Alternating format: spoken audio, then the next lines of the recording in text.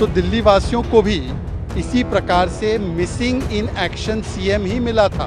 और आज स्पष्ट हो चुका है कि जैसे सोनिया गांधी जी मनमोहन जी की सरकार को पीछे से चलवाती थी, अब कौन चलवाएगा। और जिन लोगों ने अपने बच्चों के सिर पे खाई हुई सौगंध तोड़ी हो, उनके बारे में क्या कहा जाए। उनकी तुलना प्रभु श्री राम से होगी। इन्होंने कहा था बच्चों की सौगंध खाता हूँ, कांग्रेस से हाथ नहीं मिलाऊंगा, कांग्रेस के साथ मिल गए। पर जब शराब घोटाले में एक अभियुक्त जेल से बाहर आता है तो उनके आगमन के लिए पटाखे फोड़े गए। देखिए, आज दिल्ली को अपना नया मनमोहन सिंह मिल गया है। जिस प्रकार से मुख्यमंत्री की चेयर खाली रखी गई, तो दिल्ली वासियों को भी इसी प्रकार से मिसिंग इन एक्शन सीएम ही मिला था।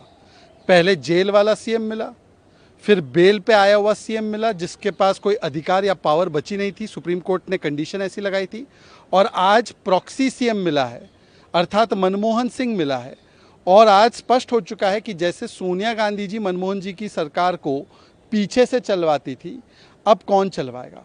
और दुख की बात यह है कि अपनी तुलना प्रभु श्री राम और भरत से की जा रही है। रामायण का तो पहला पूरा उद्देश्य ये था, या मेन पॉइंट ये था कि रघुकुल रीत सदा चली आई, प्राण जाए पर वचन न जाए। और जिन लोगों ने अपने बच्चों के सिर पे खाई हुई सौगंध तोड़ी हो, उनके बारे में क्या कहा जाए। उनकी तुलना प्रभु श्री राम से होगी। इन्होंने कहा था बच्चों की सौगंध खाता हूँ, छोटे कमरे में रहूँगा, शीश महल में रह रहे हैं और शीश महल छोड़ना नहीं है, डेट पे डेट दिए जा रहे हैं। इन्होंने कहा था बच्चों की सौगंध खाता हूँ, कांग्रेस से हाथ नहीं मिलाऊंगा, कांग्रेस के साथ मिल गए।